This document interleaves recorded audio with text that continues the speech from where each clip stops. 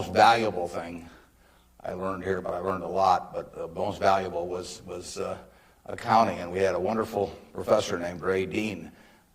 There may even be something named for him down here, isn't there? Yeah, he was, I'd been to the Wharton School, I went to Columbia Graduate School subsequently, and I took a lot of accounting courses, but by far the best instruction I received in accounting came from Ray Dean, and there's nothing more important. People ask me what they should take in business school, or even if they don't go to business school, what they need to know before getting in business, and I tell them, you have to understand accounting. It's the language. I mean, it's like being in a foreign country without knowing the language if you're in business and you don't understand accounting. So you want to get as comfortable with that as you are with the English language. It's made me a lot of money because I listened to what Ray Dean had to say 53 or 4 years ago, and have been able to understand what I was seeing on pieces of paper, what that told me about businesses, and the limitations of what it told me about businesses. But that's the way we invest. Yesterday I was in Knoxville, Tennessee, and we bought a company.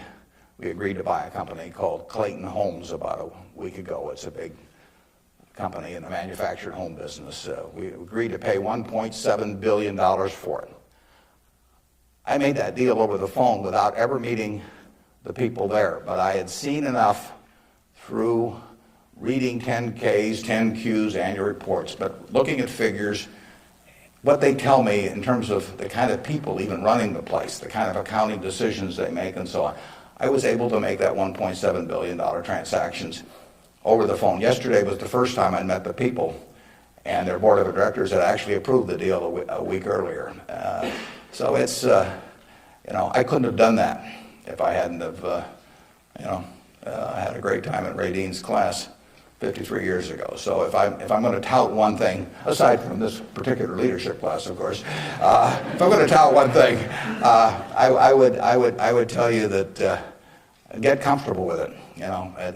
It may not happen the first week or the first month in the class, but get very comfortable with accounting. So I run into CEOs periodically who really don't understand it. They try to bluff their way through, and you can see in their faces, they're frightened almost when somebody hands them a balance sheet or an income statement. They really don't know what it means, and they have to count on somebody else. And that's something you shouldn't count on. We make all our acquisition decisions ourselves. We don't call in consultants or anybody. We don't call in investment bankers, much to their disgust. No investment banking fees in the Clayton Homes deal, because it's my responsibility running Berkshire to understand enough about our acquisition decisions to make them based on the numbers that I see and what I see there. This course, however, is about leadership, and I'd like to talk just for a minute about that, and then I'd like to really talk about whatever's on your mind, and we'll get questions. But leadership obviously it's a very simple thing in concept. My job as the leader of Berkshire Hathaway is to have visions and goals for the company overall with a long time horizon attached to them, and then to get those goals accomplished through other people. That's what it's all about. I can't do it myself, so I have to know where I want us to get to. I have to see over the next mountain if possible, but then I have to get a lot of other people to look over that mountain with me and really do the job. They are the ones that get it accomplished. So it's getting things done through other people. Now, Berkshire is like many large corporations in certain ways, but it's really quite different in many ways. We have over 150,000 people now working for Berkshire Hathaway in dozens of companies throughout this country primarily, and even abroad a little bit. We have exactly 15.8 people in headquarters, and Deb Ray came down with me today, so we've only got 13.8 there today, and we're probably working just as well with those 13.8 as we would if Deb and I were in the office. But that's an unusual organization. We have dozens of operating managers, CEOs of their businesses, out there running them today, and they do it without any direction from the home office except for one very limited piece of direction that I give them, which I'll get to in a second.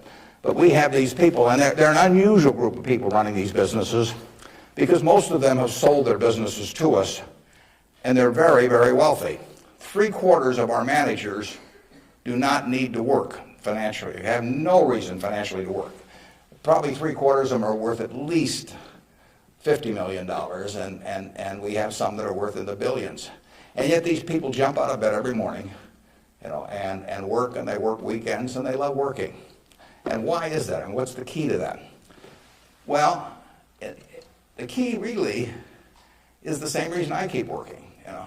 I'm 72. I'm getting Social Security now, so I should be in Florida, pushing shuffleboard around or something of the sort. But I do what I can do, anything in the world I want to do. But what I want to do is run Berkshire Hathaway. Now, why do I want to run it that way?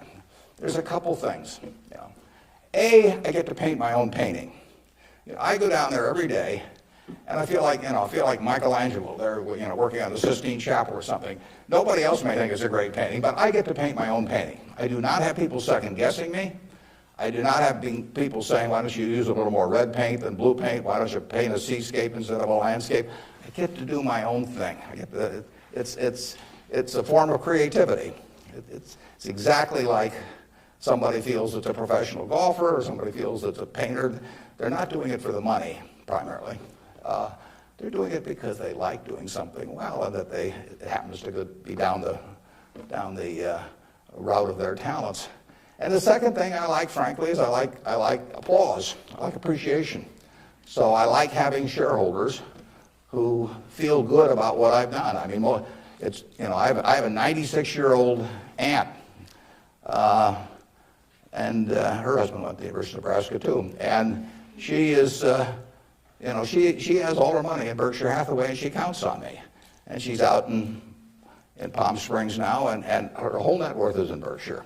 And I've got cousins, and I've got everybody in our family has got all their money in Berkshire. And so those people are counting on me, and that's kind of fun to have something where you can actually deliver for other people and change their lives in positive ways. As a matter of fact, we had a couple that nobody had ever heard of up until a few years ago, the Othmers in New York. They came from Omaha. Don Othmer went to Central High. Mitt Othmer, not sure which high school she went to in Omaha, probably South High. They left $750 million when they died. Nobody ever heard of them. And I think a substantial portion, went right here to the University of Nebraska. It was probably a total surprise to the university when they got, I don't know, you probably got 150 million or so. Yeah. Yeah. Well, you should thank the Othmers, but nevertheless, you see the money, you see good things happening out of it. So it's fun. I mean, it's, it beats playing golf every day or something of the sort. So I say, if that's what turns me on, what's going to turn on these managers that are out there running things like Clayton Homes, or we've got a company, Flight Safety, that trains more pilots than anybody in the world. Flight Safety is run by an 85-year-old man, Al Yulshi. Al started the company with $10,000 in 1951. It now trains 4 or 5 times as many pilots, as non-military pilots, as anybody in the world. And he is there at 85, and it's a matter of public record. He's got $1 billion worth of Berkshire shares. He works 7 days a week. He loves it. And he loves it for the same reason that I love what I do. He gets to do it his way. He buys these big simulators that you train pilots in. He doesn't have to check with me as to whether to spend $15 million for a simulator.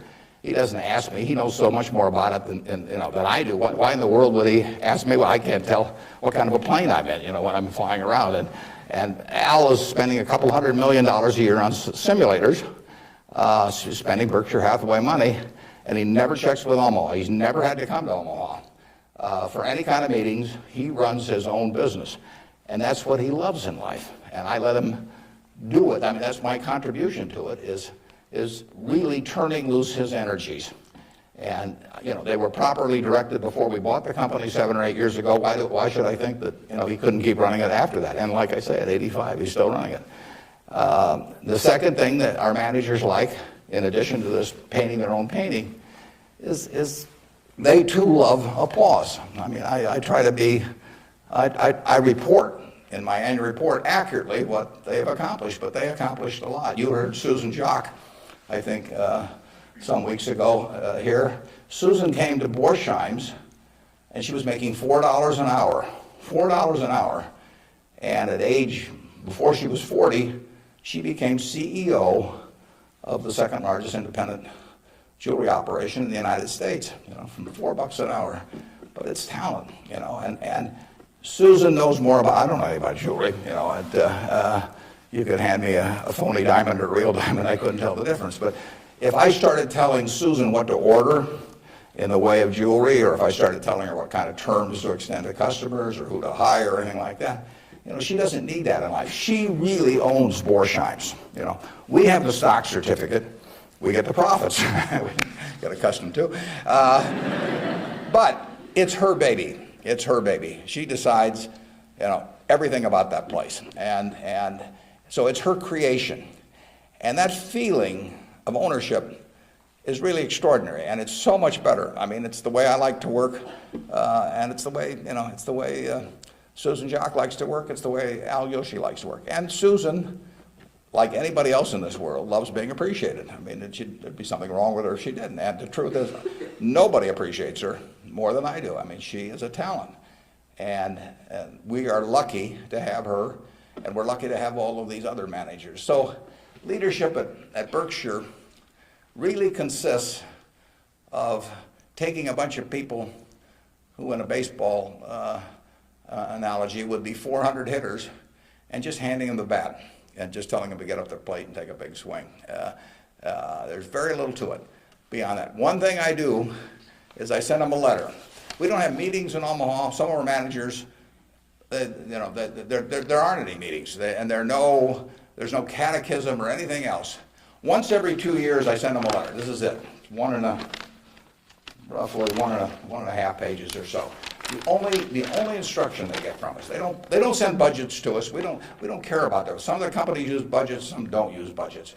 We adjust to them. Some of the managers I talk to a couple times a week because they like to talk frequently. Some of them I talk to literally once a year because they don't like to talk to me. And whatever, it's up to them. I adapt to them.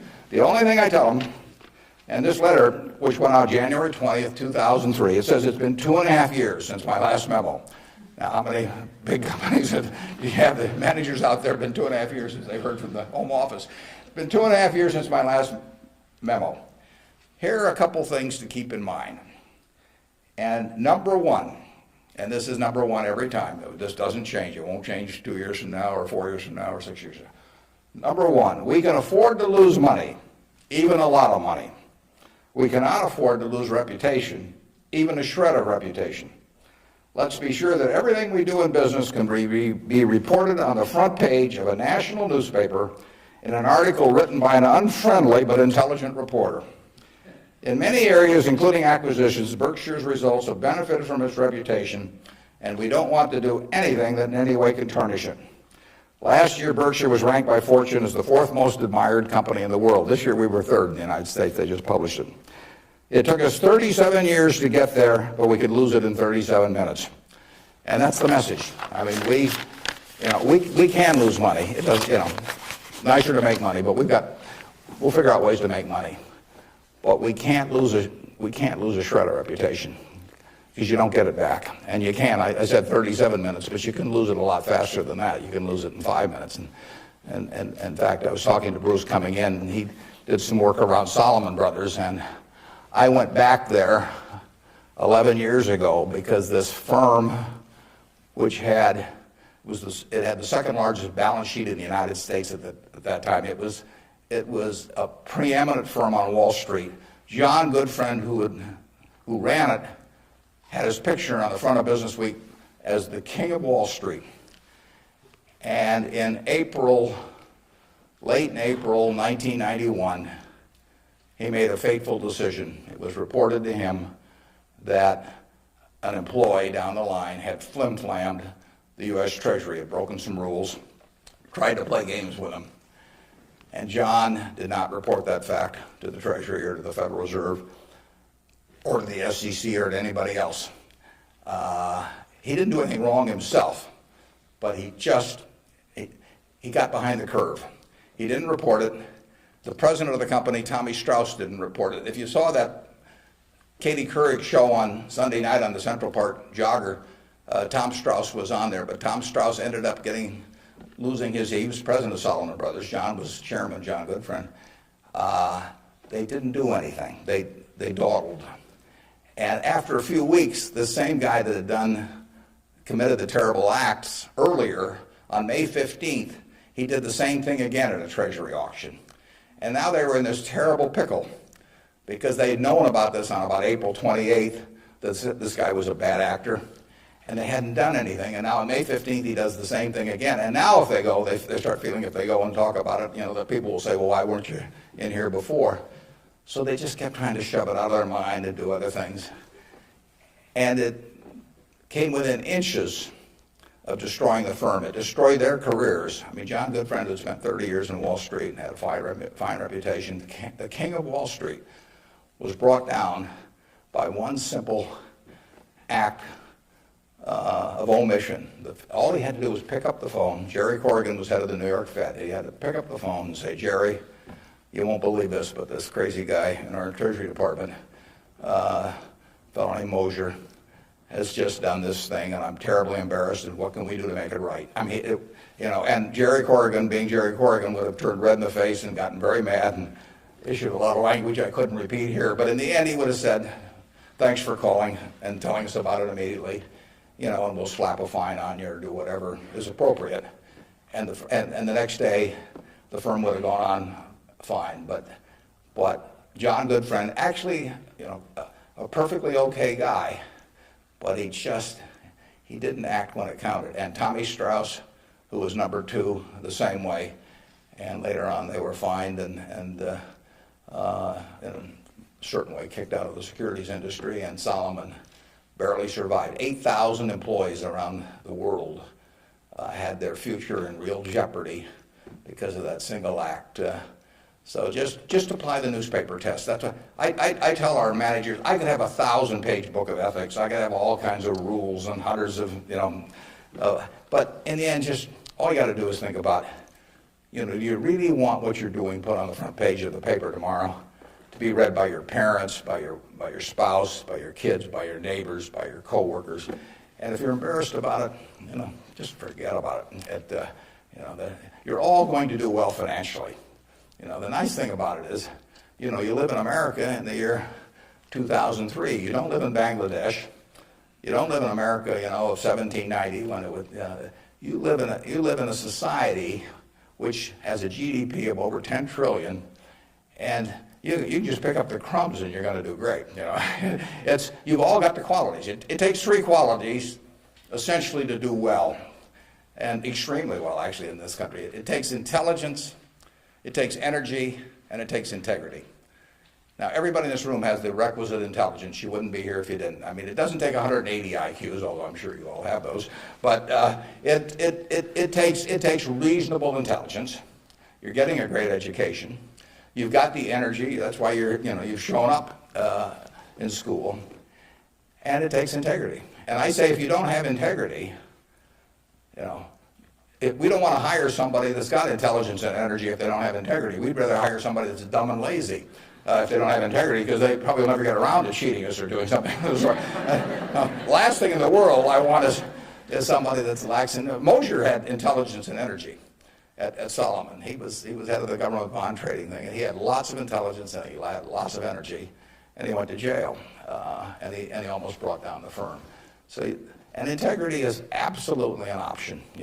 You may not be able to throw a football 60 yards, and you may not be able to run the 100 in 9.8. You may not be able to sink 3-pointers but you can choose where you stand on the integrity scale.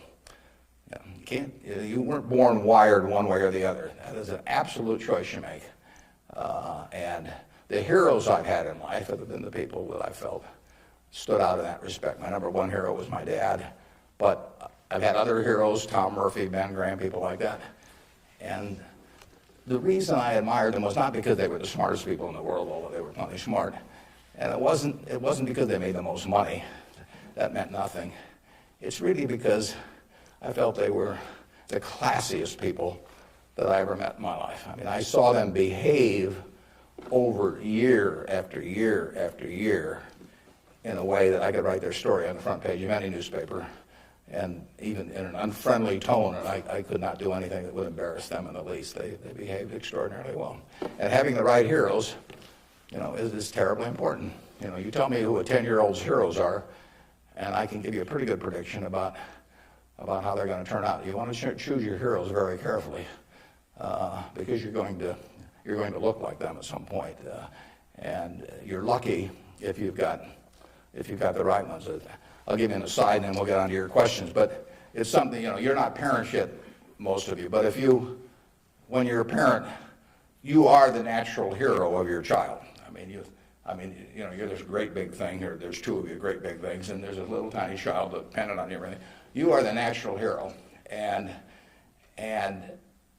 anything they get in school, subsequently, or anything else, they're going to be shaped more by what they see in this behavior of yours toward them than anything that will impact them later in their lives. And if they want you to be the hero, you can destroy that, of course, and you've seen it done many, many times. But actually, if the parents are proper heroes, the child is about 90% of the way home, and you're lucky if you've had parents like that.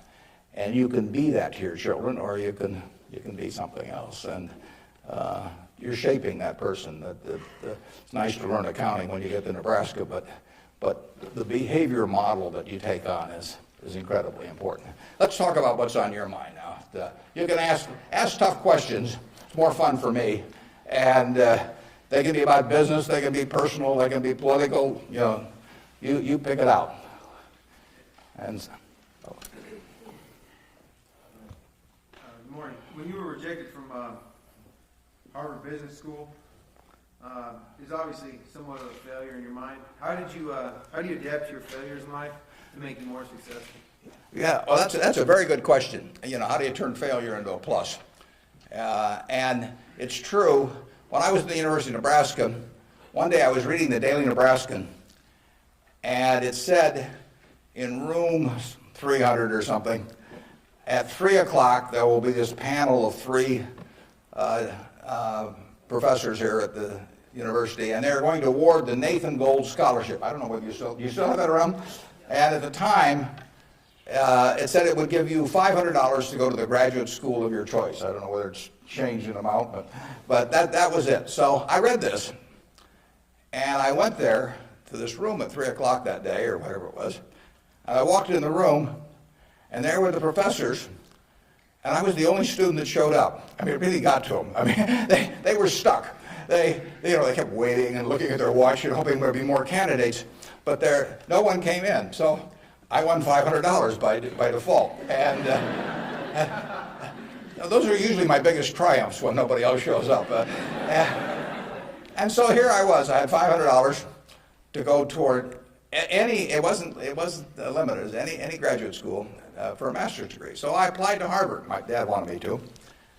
And I shortly heard from Harvard, and they said, go to Chicago and meet this fellow who interviews applicants from the Midwest.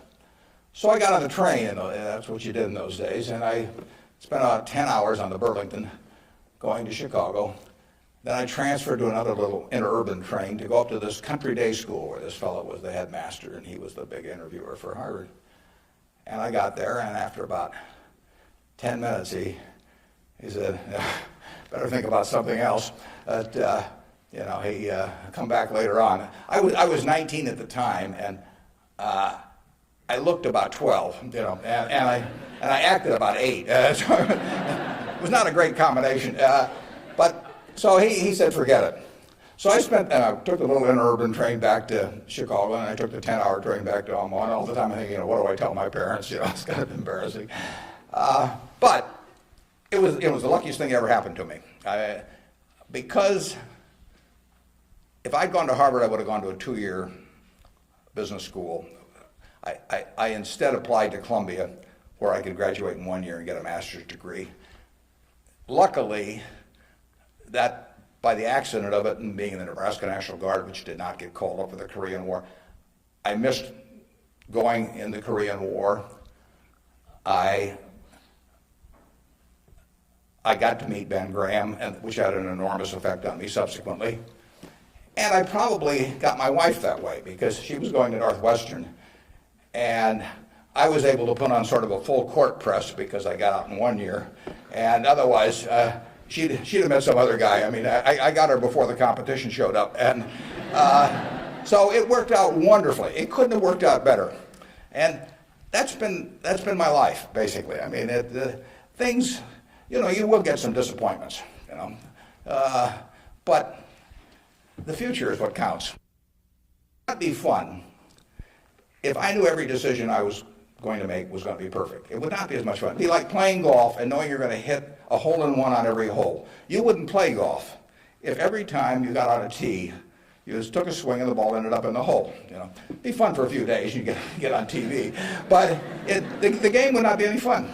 So it's failure, and I wouldn't even consider them failures, but they're mistakes or whatever you want to call them. They're part of the game, and in the end, you go on, and we made plenty of mistakes in business. We'll make plenty more, and the Babe Ruth, and for a long time, it subsequently got eclipsed by a few fellows, but he held the record for strikeouts. So held the record for home runs and was the highest paid baseball player until the modern era came along. So it's part of the game. If you take big swings, you're going to miss sometimes. But the Harvard thing, you'll get a kick out of this. They invited me back to the 25th anniversary of this class to talk to them, and I went back. It was kind of embarrassing because this was the 25th reunion, and the class was talking about the next 25 years to these alumni that were back after 25 years. And my job was to talk about the next your financial future in the next 25 years. This was in, whenever it was, in the mid-70s. And right before me on the program, Masters and Johnson were talking about the next 25 years of their sex lives. So nobody stayed around for my talk. But that night at the alumni meeting, the fellow who was president of the class stood up and said, we're big enough to admit when we make mistakes around here, and we turn this guy down and throw him back in the water. And so now we'd like to make him an honorary member of the class. So they did it, and they voted, and everybody voted for it. And I stood up and I said, I recited the story that I told you. And I told him, I said, at the time I was kind of philosophical about this. I was young, and maybe my grades weren't that good or something. And so I took the rejection kind of well. But I said, now that I've met the people that got into class, I'm really sore.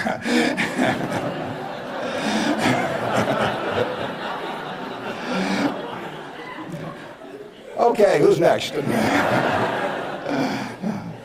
Yeah. You can ask it, I'll repeat it. Okay. Yeah. I guess my question to you is, after you're dead, how do you want to be remembered, and how do you go about in your daily life ensuring that you're going to be remembered in that way? Yeah, well, really, I only want the minister to say one thing at my funeral. If he gets up there, and they play a few little hymns and everything, maybe they'll play There Is No Place Like Nebraska. That'd be great. I just want him to stay up there and say, my God, he was old.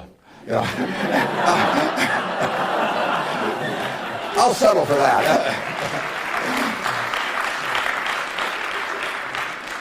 But the truth is that, to some extent, Berkshire is my creation. So I would like people, to the extent that people regard that well, that's what counts. I mean, that's my painting. And I hope that people look at, I've been running now for almost 38 years, just about 38 years exactly, and it means I only got another 30 or 40 to go. And I hope that we have done some things differently than other corporations. We've operated on a different model.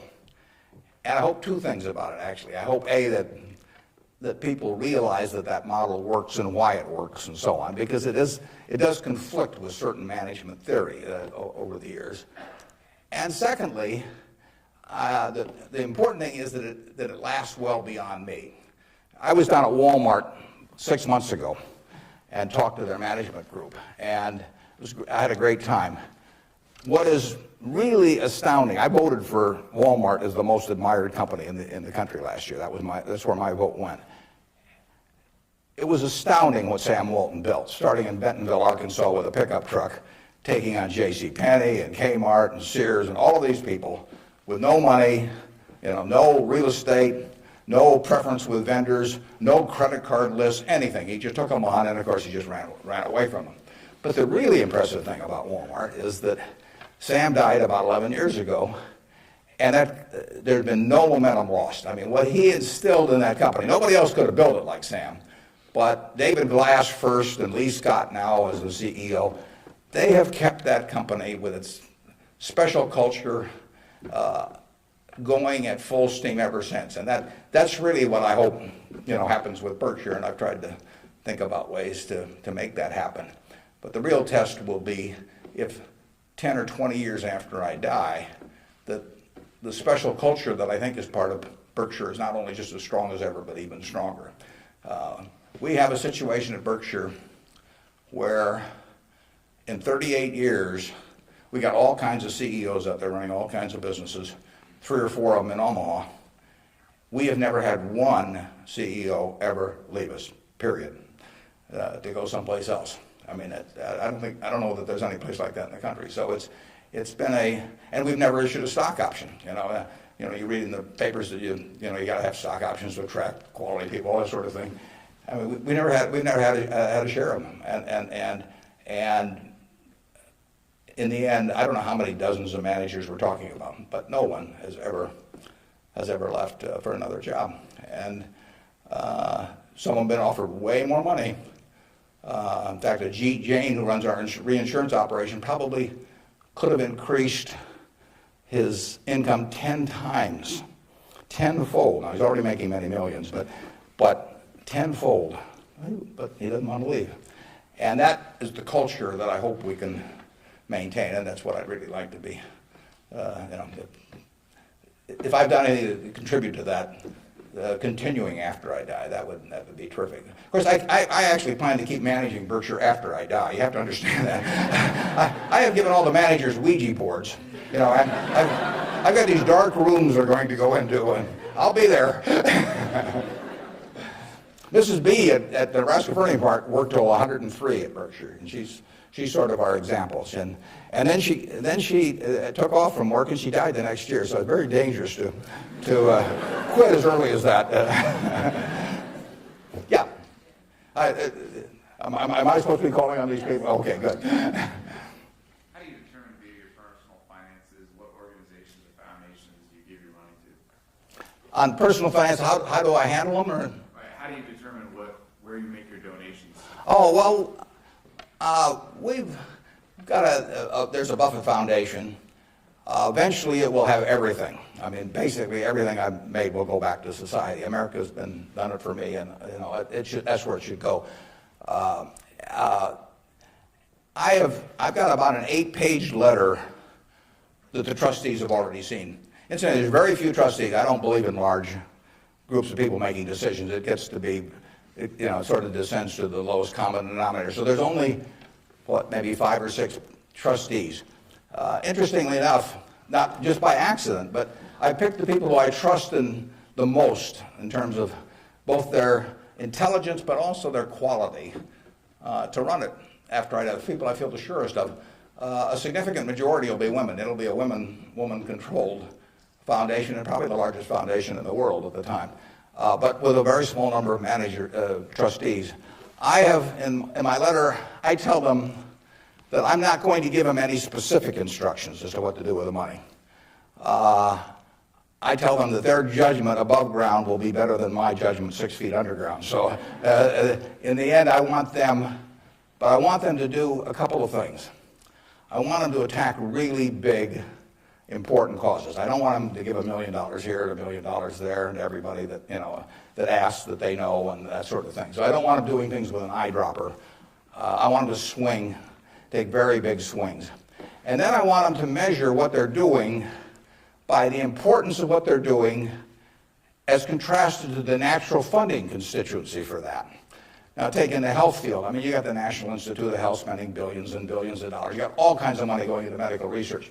It'd be crazy, in my view, for the Buffett Foundation to be engaged in medical research. It's not that the subjects isn't important, but there's already a huge funding constituency.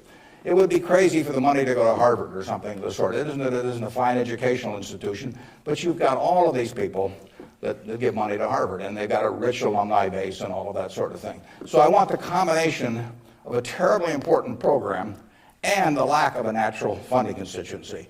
Well, where do you find that? You find that with unpopular causes to quite a degree. Rockefeller felt somewhat the same way. It's interesting. He was the first major patron of any sort of black colleges in the United States. Now, if you think about it, black colleges had no funding constituency. I mean, their alumni didn't have any money, basically, if you go back 75 or 100 years.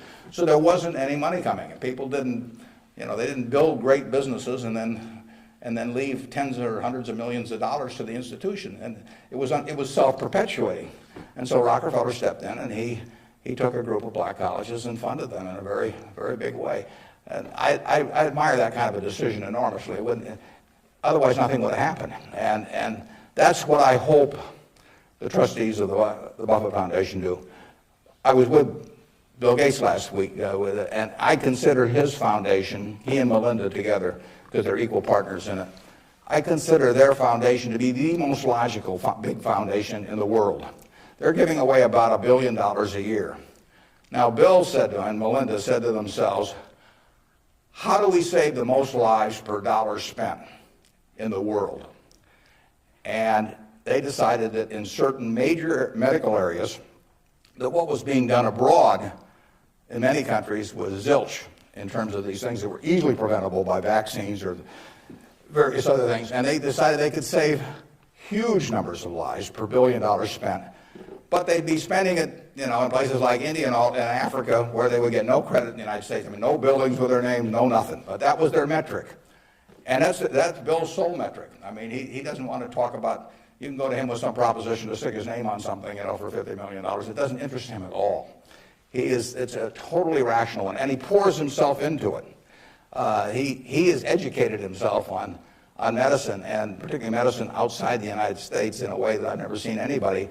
And I've got good news for you. This you should write down. On May 2nd, on public broadcasting, there will be a program where Bill Moyers is interviewing him, and Bill explains his philanthropic thinking. And I went there. It was taped at Columbia University. In fact, you may even see me in the audience sitting next to Melinda. But it's going to be a great program. They took about an hour and 20 minutes, and it's going to get edited down to 56 or 58 minutes. But you will hear as cogent an argument for rational philanthropy on that program as you'll ever hear in your life. So it's interesting. That program came about because about 2 years ago, I asked Bill a question at a group I get together, something akin to what you asked him. I asked him to talk about the evolution of his philanthropic thinking. And there were a group of about 60 of us there, and he talked to us, and I mean, it was a fabulous talk. And I said, you got to get that out in the public domain somehow. So this thing with Bill Moyers does that. If I die tonight, all my Berkshire shares, which are 99% of my net worth plus, go to my wife. She dies first, hers go to me, and then it all goes to the Buffett Foundation. And it will then be active on a very big scale, and those are the guidelines. And who knows what those problems will be. I mean, it might well have been civil rights in the early 60s. I mean, the civil rights organizations, were not being funded by anybody. And I mean, money wasn't the big problem, but it was a problem in the civil rights arena. And there was no natural funding constituency for that. It was a very important issue, but it was an unpopular issue in many respects. And it seems to me that's where the money should go, particularly if you have it on a big scale where you can really do something. Depends when I die, but 10 or 15 years from now, the foundation could really, it could have a lot of money. And so they could do some things that nobody else could attempt. And it won't be what people want them to do. That's the nature of it. If it was what people wanted to do, it would already be being done.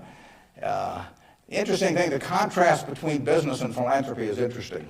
In business, I swing at easy pitches. I stand there at the plate, and if I like pitches 1 inch above my navel, right in the center of the plate, I can wait and wait and wait because there's no called strikes.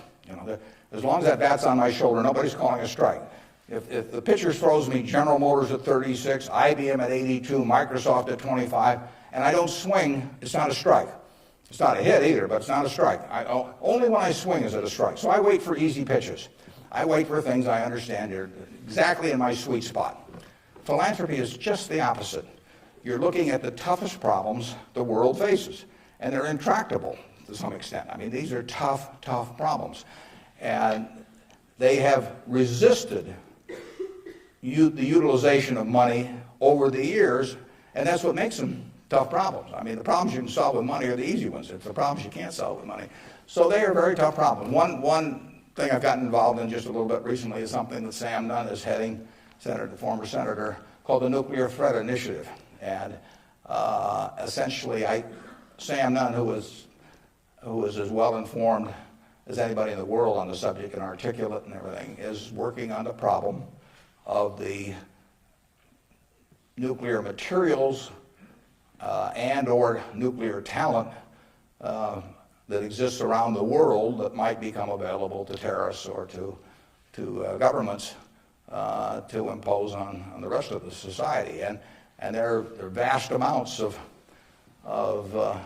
uranium and lesser amounts of plutonium, and there's a lot of unemployed Russian scientists and so on. So this is something that Ted Turner actually set up a couple of years ago and got Sam to handle. And because AOL Time Warner stock, which was being used to fund it from Ted, has gone down a lot in price, they've run short of money. So that's something I'm involved in. It doesn't, it's not something that has any popular appeal. You can't send out something and get hundreds of thousands of people to respond.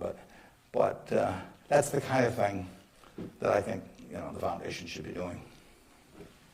Yeah. With the government possibly considering eliminating double taxation on dividends, would you ever consider declaring a dividend on your stock? And what kind of decision-making process do you go through when you're looking at those businesses? Yeah, the question is, with the government considering eliminating the double taxation on dividends, would that change our attitude at Berkshire toward paying dividends, and what sort of decision-making framework do we have about whether we pay dividends or not? Berkshire, I took it over in 1965, and we paid 10 cents a share one year. It happened in the late 60s. I can't remember it. I blocked it out of my mind. I must have been in the men's room or something, because that was the only dividend we paid.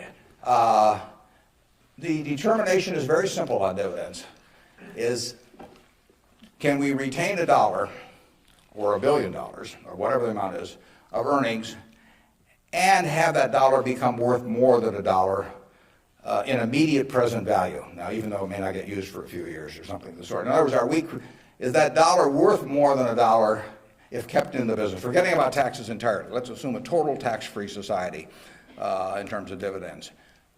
And the answer to that so far has been yes. We have kept the dollars that we've earned, and we have created more than $1 of market value for every dollar we've retained. And as long as we can do that, it's silly to pay out $1, even if it's not taxed, and put it in my pocket, where it's still only worth $1 if I can create more than $1 worth of value in the stock. So we have done that now for a lot of years. It doesn't mean we can do it forever, but we've done it for a lot of years, and that is the test. And you will find in the back of the Berkshire Hathaway annual report, which we'll be glad to send to any of you. It's on the internet also. But you'll find in the back of the Berkshire report something that isn't in any other report that I know of. It's something called the Economic Principles of Berkshire Hathaway. That's been in the report every year now for at least 20 years. And those principles don't change.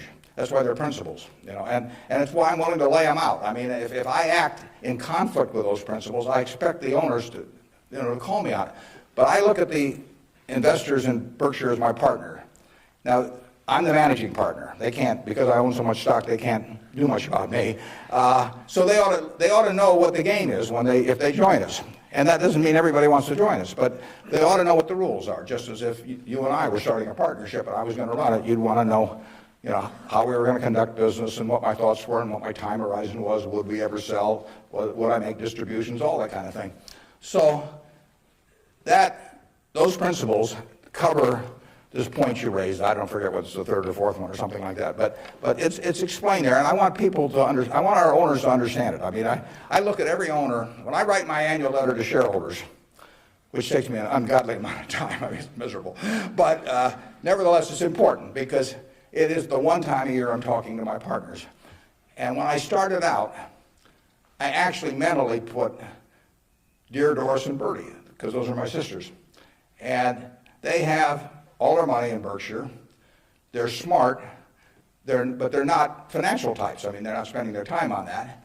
And I essentially want to be talking to them as bright people who don't know a lot of financial jargon necessarily, but they're interested enough that they'll read a lot because they got all their money in it. So I don't have to worry about keeping it short or anything like that. If I'm talking about their money, I've probably got their interest, and I take that off at the very end, and then I take off Dear Doris and Bertie, and I put to the shareholders of Berkshire. But I want to tell them exactly what they're in. I want it to be just as if our roles were reversed. That's always the test. If Doris and Bertie were running the place and I was living in Carmel, California, like Bertie is, what would I want to hear from them, the managers? And one of the things I want to hear is just exactly the question that you asked. What is your attitude about distributing money from the company? Because I get to make that decision along with the board of directors, and they don't. And some managements withhold money that really belongs to their owners because they like building a kingdom. Some of them do it out of fear or anything like that. I think I'm doing it for a rational reason, and I want to explain that reason, but I tell them how to test me on that too, because I think I should be tested. And it's a very important relationship that really has deteriorated over the years, in my view, between management and owners. I mean, you've seen in the last 10 years a slippage, in my view, of the behavior of American CEOs. I mean, obviously, all kinds of exceptions, but it's very interesting because they're not crooks or anything, most of them. There's a few, and they've gotten a lot of publicity lately. But nevertheless, they have behaved as most humans do. They've sort of picked up the behavior of those around them. That's why it pays to hang out with people better than you are. I mean, if you hang out with people better than you are, you'll become better yourself. Everybody behaves better that's around my wife. I mean, even including me, starting from a low base. But she just has that effect on people, and other people pull you down. I mean, when I was in the National Guard and we would go to camp, in about an hour I was reading comic books. Pretty soon everybody's reading comic books. The language, every other word becomes some form of profanity. Everything. You just sink. Well, what happened to American CEOs in the 90s is that the behavior, the situational ethics, sort of caused behavioral norms to sink. I say it's a little like how Mae West described her career. She said, "I was Snow White, but I drifted." And American management drifted to quite a degree during that period.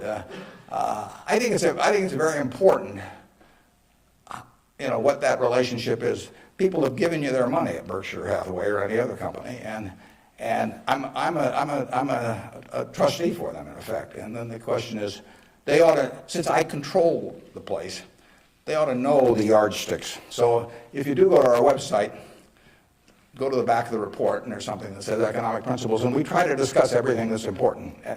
And I tell them I'm going to put them in there every year so that they can hold me accountable. Yeah. You talked quite a bit about flexibility in your many different companies and so forth. If you could elaborate a little bit on the personal qualities and professional qualities that you look in those executives that you place in those companies. Yeah, and the question is about the personal qualities we look for in the executives we place at our various companies. The first thing is we don't usually place them. I mean, they come with them. We don't have anybody to place. So I have the problem occasionally, if somebody dies, or to replace a CEO. But most of our CEOs came with the deal. Clayton Homes, which we're buying, comes with Kevin Clayton running it. We will put no one in there. He will run the place just as before.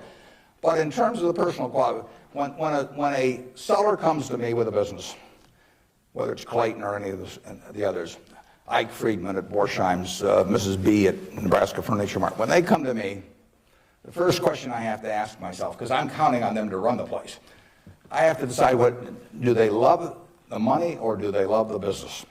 Now, there's nothing wrong with liking the money. I mean, they all like money, but they've got to love the business. They've got to have a passion for it. Because if I give them a whole bunch of money and they love the money and they don't love the business, no matter what they tell me, 6 months from now they'll be gone. You know, I mean, they'll just all of a sudden say, "Why am I getting up at 7 in the morning just so I can send a lot of money to Omaha?" You know, I mean, it won't work.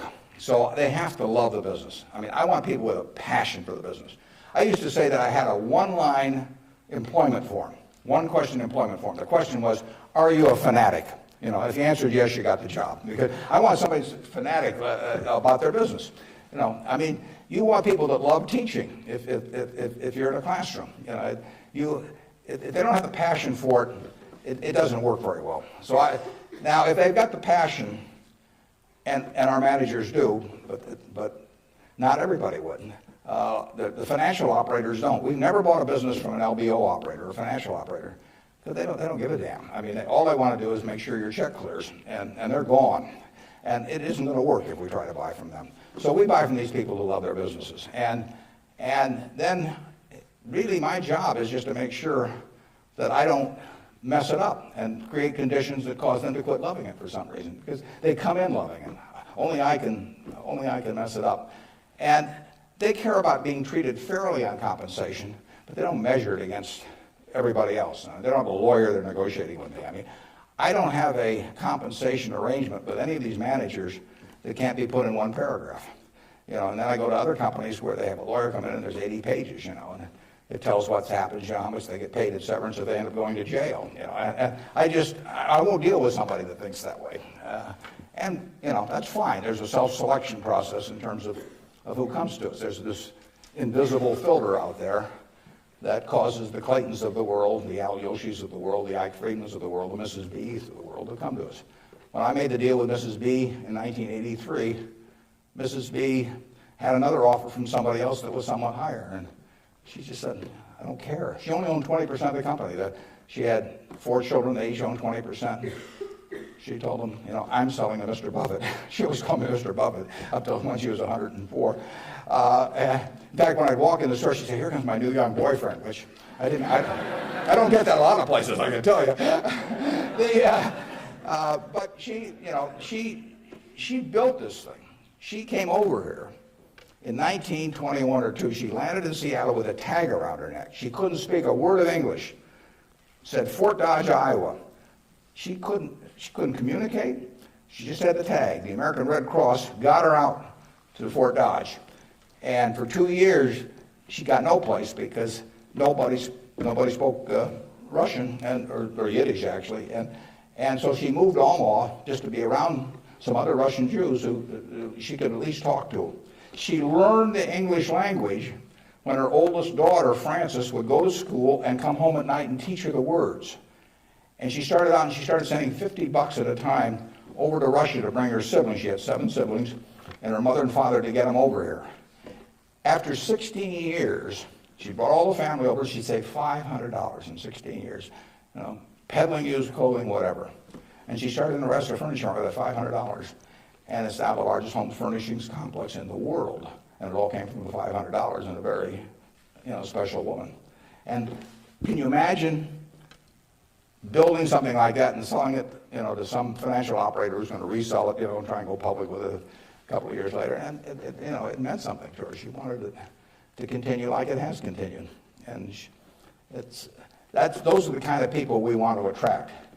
It isn't so much me selecting them, it's them selecting Berkshire. I mean, that's the key. And frankly, we've gotten to that position in this country where the people that do care about their businesses, good-sized businesses, there's no second choice besides Berkshire. We get them. You know, they come to us. We had a woman, Doris Christopher, come to us last year. Doris Christopher, in 1980, had 2 little girls, lived in Chicago, lived in a probably $20,000 house, and she and her husband both worked. She's looking for something to do to make a little extra money. She thought about catering and decided that it would take her away from the kids too much. So she decided that what she knew best, though, was she'd been a home ec teacher. She knew cooking, and she knew the kitchen and what was useful to people. So she borrowed $3,000 on her life insurance policy. That's all she had. She went down to the merchandise mart in Chicago and said, what's the least amount of this utensil or that utensil a manufacturer would sell? Usually a dozen. And she took them home, and then she had the idea that she would hold these parties, essentially, in people's homes. And so she arranged with a woman in suburban Chicago to hold the first party. She almost turned back. She started driving there. She thought, they'll laugh at me and I'll knock the stuff over and they won't buy it. You know, what you do. She was very unsure of herself. But she went there. She sold, I think, $175 worth of goods that night. She sold me her business last year, and that business made $140 million pre-tax from this $3,000 investment. That woman had a passion for her business, and she understood her customer, and she loved her customers. She loved the people that worked with them. She got 67,000 associates. It's called the Pampered Chef. Some of you may have been to a Pampered Chef party. Almost 1 woman out of 10 in the United States bought something from us last year. And now, unfortunately, I have to acknowledge that she probably didn't understand accounting that well, but she understood her customer, and she understood people, and she likes people. You know, I met her one time, but when she wanted to sell her business, there wasn't anybody else to sell to as far as she was concerned. She came to Omaha. We made a deal in a few minutes. The compensation deal took us, 15 seconds. She's running the business. I've never been there. They're in Chicago. I hope they're there. I mean, we paid a lot of money for this. I mean, someday we'll buy a business and there'll just be some guy in a closet someplace saying, what figure shall I send Warren this month? But I've never been there. I've met her and I've seen the results of what she's done, and she is in love with the company. Yeah. How do you intrinsically value the businesses that Berkshire acquires? How do I value the business that Berkshire acquires? Well, the first thing I have to decide when somebody calls me is valuing this business within my circle of competence. I don't know how to value Microsoft. I don't know how to value Oracle. I mean, if Larry Ellison calls me or Bill Gates calls me, and they don't. But if any of those, I don't know, or biotech or anything, I wouldn't know how to value it. I just, I'd wish them well and tell them, I think it's worth twice as much as they think it is, but I'm just not in the mood to buy today. I don't know. So it has to be within my circle of competence. My circle of competence is, businesses I can understand. And when I say understand, I don't mean understand how to use a computer or not use a computer in terms of a computer company. I mean understand what the economic characteristics of the business are and what the company's really going to look like in 5 or 10 or 20 years. Bill Gates will tell you that if he were investing, he would buy Berkshire rather than Microsoft because it's so much easier to understand what our businesses are going to look like, whereas he's in a business where you're going to really have to be doing things differently over time. So I know that Wrigley's is going to be the number 1 chewing gum in the country. I know Snickers is going to be the number 1 candy bar in the country 10 years from now. It's been the number 1 candy bar for 40 years. You don't have to be very bright to understand that when people lay out 50 cents for something that they stick in their mouth, that they're not about to experiment. I mean, so we try to look at businesses we can understand. Now, I got a call a year and a half ago from a fellow, I never heard of him, in Denver. His name was Craig Ponzio. Craig called me up, and never heard of him, and he said, I've got a business that's your kind of business, and I want to sell it. Here's the reasons. Happen to do with health, and although I don't pay much attention to the reasons. And he said, it's the leading company by far in the custom picture frame business. And he said, let me tell you why it has what I call durable competitive advantage. That's what I call durable competitive advantage. He said, let me tell you why it has it. He said, there are 18,000 people that frame pictures in the United States, little mom and pop operations. Every town, Lincoln will have a half a dozen, Omaha will have a dozen, and they frame pictures. I go over to get a picture frame, and I hand it to somebody. I say, I follow their judgment. I say, biggest thing I want is I want a good-looking frame, and I want it back soon. I want quick delivery. Well, with 18,000 people in that business and a zillion kinds of picture frames. Nobody can carry a big inventory because they don't do that much business. I mean, it's not Walmart or something of the sort. Craig Ponzio graduated from a little school up in Wisconsin, went to work in a tiny little firm that made these things. 5 or 6 years later, bought the place when it was doing $3 million a year. Now does $300 million a year, and it totally dominates the wood and custom frame business. Why does it dominate it? It dominates it because it calls on these 18,000 people. It has a sales force calling on them 6 or 8 times a year, and it has 22 plants around the country that can get the frame that the custom framer orders. 85% of the time, if they order it by 5 o'clock today, they'll have it by 3 o'clock tomorrow afternoon. Now, think of that coverage. That's what the customer wants. They don't care whether they pay $83 or $88 to get the thing framed. You've got something you want done, and you want it done fast. And that little custom framer, those 18,000 people, they want happy customers, and that means speed of delivery and certainty and all that. You couldn't build a distribution system to compete with us. I mean, just think of trying to build a distribution system starting from scratch that would take that business away from us. It can't be done. Well, Craig explained that to me in about 15 minutes. I'd never thought about the custom frame business, but I framed pictures or had people frame them for me, and I understood the power of that. That was a Monday. I said, I think we can make a deal. So he came on Wednesday. He came at 9 o'clock, and he left at 10 o'clock. We've had a deal. I've never seen him since. He got the money promptly thereafter. He wasn't going to come to the annual meeting last year, but his wife was sick. He'll probably come this year. He's a good guy. And no one can knock us off in that business. Every time I buy a business, I say to myself, if I had $1 billion and I wanted to go in and compete with these guys, could I knock them off? If you gave me $1 billion and you told me to dislodge Snickers as the #1 candy bar in the country, I don't know how to do it. If you tell me I got $1 billion and I got to make it, or $5 billion, and I got to make it so that Wrigley's, Spearmint, Double Mint, Juicy Fruit, all of those get knocked off the top-selling gum list, I can't do it. Now, if you give me $1 billion and tell me to knock off all the ladies' apparel shops in Lincoln, I'll make mincemeat of them very fast. I mean, I have a very good business myself, but I can destroy them.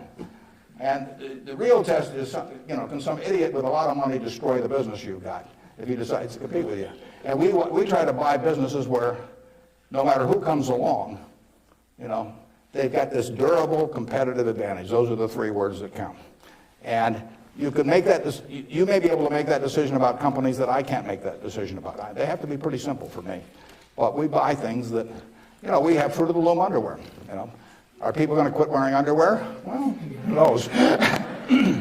But we sell 44% of all the men's and boys' underwear that goes through Walmart and all of the mass merchandising chains. We've got the lowest costs around. Fruit of the Loom is a name that's been around since 1850 or 60. If you can buy 3 pairs of shorts from us, or 6 pairs or whatever it is, for $5.50 and nobody's going to sell them cheaper, why are you going to buy anything else? So we'll own that unless we mess it up some way. We've got a very potent advertising slogan there. We cover the asses of the masses. Sort of gets to it, doesn't it? Yeah, up there. Yeah.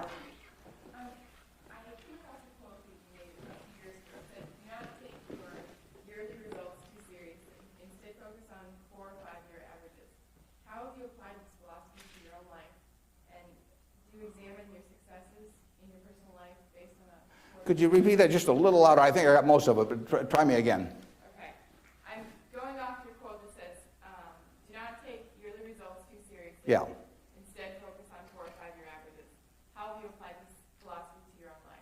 Okay, yeah, the question is, since I say 1 or 2 years doesn't make much difference in business, but longer term does, how do I apply that in my life? Well, I could probably give you some terribly philosophical answer on it, but the truth is, I get up every day and just do what I love doing, and I want people around me to have good experiences, but the truth is, I don't spend most of my time thinking about that. I mean, I spend most of my time thinking about what can I do to keep Berkshire going the way it has gone. But I will tell you how to apply that, and it works reasonably well, I think, at Berkshire, because we get this self-selection of people that join in. I mean, we have created a working environment where in 38 years nobody's left that runs it. So I do feel good about that, obviously. I feel good about the results of the investors and, the Offners and those people. I mean, actually, I think a fellow may write a book about what's happened with all the money that all these different people have made in Berkshire.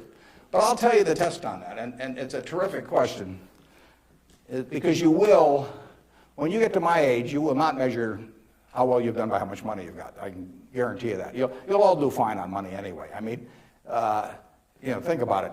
7 hours a day, you're in a bed. You got exactly the same mattress I've got. If you don't, we'll sell it to you at the furniture mart. So we're on a parity. I can't outdo you, in terms of my sleeping enjoyment. You can match it by buying this mattress, which we'll give you a special price on. Just mention my name. We eat at the same places, We eat at Dairy Queen, particularly if you're in my position because we own it. But we eat at McDonald's and Burger King, and when I leave here, I'll stop by a fast food place on the way. So our eating experiences are the same. We travel the same. I mean, I had a 10-year-old car up till about a year ago, and it just doesn't make any difference to me. They all work. We live in a place that's warm in the winter and it's cool in the summer, and we watch the Super Bowl on big screen TV. You do it, I do it. We dress more or less the same. I mean, I pay more for my clothes, but they look cheap when I put them on. So we're really on a parity. Yeah. So the money isn't going to be that big a deal. Everybody in this country is going to, with the intelligence this group has, the energy you have, you're going to do well. So what's the difference? What really counts? Well, I would say that you will measure, health is enormously important, and that's a matter of a fair amount of luck. I mean, so I'm not shortchanging it. I'm just saying you can't do too much about that. But you will measure your success in life by how many, and extent, whether it's the people you want at 70 or whatever the age may be, you'll measure it by how many of them really love you, in the end. I mean, you can't buy love. I mean, it doesn't work. You can buy sex, you can buy testimonial dinners, you can buy your name on buildings, you can do all kinds of things. But the only way you get to be, love is to be lovable. It's kind of irritating, actually. If you got a lot of money, it'd be more fun to just write out a check for $1 million. So everybody, from now on loves me. But it doesn't work that way. And in fact, the only way is to be lovable. And I've got this friend who came out of Auschwitz and had at least one member of the family die there. And what is it now? It's 60 years later. She still, when she looks at people, it's a Polish Jew, when she looks at people, the question she asks herself in determining who she really trusts as friends, the one question in her mind is, would they hide me? Now, when you get to be 70, if you've got a lot of people that would hide you, you've had a successful life. I know people who have a tremendous amount of money, no one would hide. Their own kids wouldn't hide them. I mean, they really wouldn't. I mean, their business associates wouldn't, or anybody else. If it really came down to it, they don't have anybody's respect. They've got their attention maybe with money or something of the sort, but nobody loves them. And my friend Tom Murphy at Cap Cities TV, I mean, dozens of people would hide Murph, all kinds of people would hide my wife, Ben Graham, a lot of people would hide. My dad would have had a number. And then, like I say, I can tell you people that, everybody may pay homage to them, and the kids may put up with them and hope they don't change their will or something, but the truth is that nobody would hide them. And if you've got a lot of people that would hide you when you get to be 70, you will have had a very successful life. Okay, right in front. Throughout your life, what are some of your personal and career goals that you've set for yourself, and which ones have you accomplished and which ones are you still going after? Yeah, just in terms of personal goals or Just goals that you've set for your life that you've accomplished. Yeah, well, I would, the truth is the main goal I've had has been at Berkshire. I mean, it might be more admirable to say that I was feeding the poor or something someplace in India, but it isn't true. I mean, it's been the focus of my life most of the time. The money will be, I think, used for very good purposes later on. I don't use any real amount of it myself. But actually somebody else was going to do most of that, and I picked good people to do it. But, I've got 3 kids of which I'm enormously proud, and they like each other, they get, they do things together, they work, the family unit works extremely well. But my wife gets 99.9% of the credit for that. I mean, if you didn't turn out well under her, there's something really wrong with you. It's a life that's a lot of fun, but I do what I enjoy doing. I play lots of bridge on the internet because I like to do that more than anything else. I used to do way more reading. I do a lot of reading, but I used to just read all the time. Now I spend 12 hours a week on the internet playing bridge, and it's great. I will talk to the Microsoft Summit here in about a month, and I tell this group, and there's all these high-powered internet types, and I tell them, look, you guys are all failures because here I am, got all kinds of money, I've been fooling around with the internet now for 10 or 12 years. I spend 12 or 14 hours a week on it, mostly bridge, but I do, the Google searches, and if I'm writing a talk, I look up all kinds of information on it. I read the New York Times, the Wall Street Journal, 10 o'clock the night before, and all these things. And you guys are getting exactly $120 a year out of me. I mean, that is a failure. They have not figured out how to get any money out of me. And I gave this talk last year, and this year I'm going to go back there and say, you've made no progress at all. It's $120 last year, it's $120 this year, and in between I've had 600 hours of enjoyment and learned all kinds of things. So I do enjoy, that. I enjoy that more than anyone. Now, when I was young, I thought I had a lot of money. I'd own a professional sports team, and I'd play golf all the time, maybe have my own private golf course, all kinds of things. Just doesn't mean anything to me, I have something where 365 days a year, everything is good. I work around terrific people. One of them was here today that came with me, that drove me down. And I mean, I get to select the people I work with. That's a huge, huge luxury. I mean, literally, just think of if you had to work for a boss you couldn't stand, or work around people that cause your stomach to churn. It'd be miserable. So the ultimate luxury really is doing something every day that you love doing with people that you love doing it with. And I've got that, by accident to some extent. I say if you take on a job just to make a lot of money and it causes your stomach to churn, and you go home at night and kick the dog and all that sort of thing, that's a little bit like marrying for money. It's probably a bad idea under any circumstances. But if you're already rich, it's crazy, right? I mean, if I marry for money, I would have my head examined. And what's it going to do? And so it is, and we're lucky in this country. I mean, we won what I call the ovarian lottery when we were born in this country. It was 4 times or likely you would have been born in China, just about as likely you've been born in Bangladesh. You're born in the greatest society in the world, so make the most of it and have a good time. Let's see, who's had, okay, up there. You two guys are next to each other, you can fight it out. What has, whether it be professionally or personally, kept you and your business in Omaha or in the state of Nebraska? Well, that's a good question. Why do I stay in Omaha? Well, I love it. And, my grandfather went to Central High, my dad went there, my wife went there, my kids went there, and now my grandchildren are there. My grandchildren say they have the same teacher that my grandfather had. But there's continuity, there's friends, there's all kinds of things. I mean, there's no disadvantage to being in Omaha. I mean, I like New York when I'm there. I've got a house in California, and I get around some, but I can't imagine anything better. I mean, what doesn't it have? I have a home. I've never sold a house in my life. I have a home I moved into in 1958, so I've been there, 45 years or so. I'm 5 minutes from the office. I moved into the office in 1962. I've been in there 41 years. We've just gotten so we take a whole floor. It's taken us 41 years to where we can use a whole floor. Kind of discouraging. But there I am, 5 minutes from the office. Everything's easy, and it all works. I know I've known the doctors all my life. I've known everybody. I feel connected. My aunt taught in the public school system in Omaha. I named a scholar prize that I give after her. But I mean, it all means something. And I've lived in New York for a couple of years. I've lived in Washington, D.C. for some years. I never felt that kind of connection at all. So there's absolutely no disadvantage. I get the same information. Actually, with with the internet and, and Bloomberg and all of that, no one can get any information any faster than I can get it. And there's just no downside. And I think it's been a terrific environment for my kids to grow up in. I mean, my kids have grown up in a neighborhood, perfectly normal neighborhood. I mean, no fences around it, no golden ghettos or anything of the sort. They've gone to an integrated public school.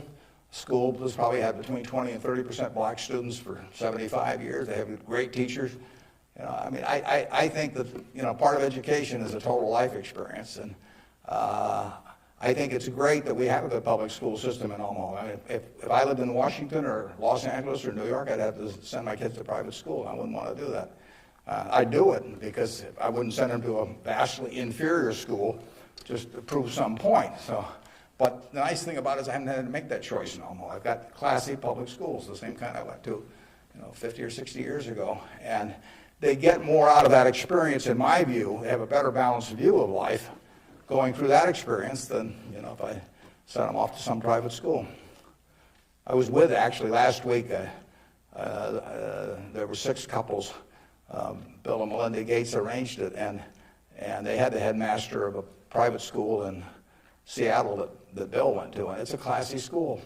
But, if I gather in terms of the public school system that you're making a conscious decision to hurt your kid if you don't send them to a private school if you can afford one, and that's why these people do it. And I don't blame them. I mean, I do the same thing. But the nice thing about it is that Omaha, and I'm sure Lincoln as well, and throughout Nebraska, we have kept a good public school system. And frankly, I think that's one of the most important things in America, because one of the things that has made America what it is, think about it. 1776, 3 million people in America, 300 million people in China. They had 100 times as many people. They had the same IQs we had. They had the same physical abilities and all of that sort of thing. They had a culture that went far back. They had lots of natural resources. We didn't know about it then because we didn't have oil and they didn't have oil, but we both had oil in the end. Coal, all of these things. Educational institutions that far surpassed ours at the time. And now we end up, 230 years later, we end up with, 36 or 7% of the world's GDP, from those 3 million people. Something about this system really works. Now, I think one of the things that works about it is we come closer to equality of opportunity than any major country in the world. But one of the keys to having equal opportunity is a good public school system. If you have one public school system for the rich and one for the poor, you do not have equality of opportunity. It's really one of the top things on my list. And when I got asked about, what you can do with money, I think that anything that creates equality of opportunity, right from the word go, I'm talking about from when you're 5 years old, and actually my daughter's working on something that goes back before that, but anything that creates equality of opportunity is what's going to keep, America the kind of America that we have now. It's vital, and there's nothing more important than that than having a first-class public school system. And unfortunately, the communities where they've lost it don't get it back. I say that an outstanding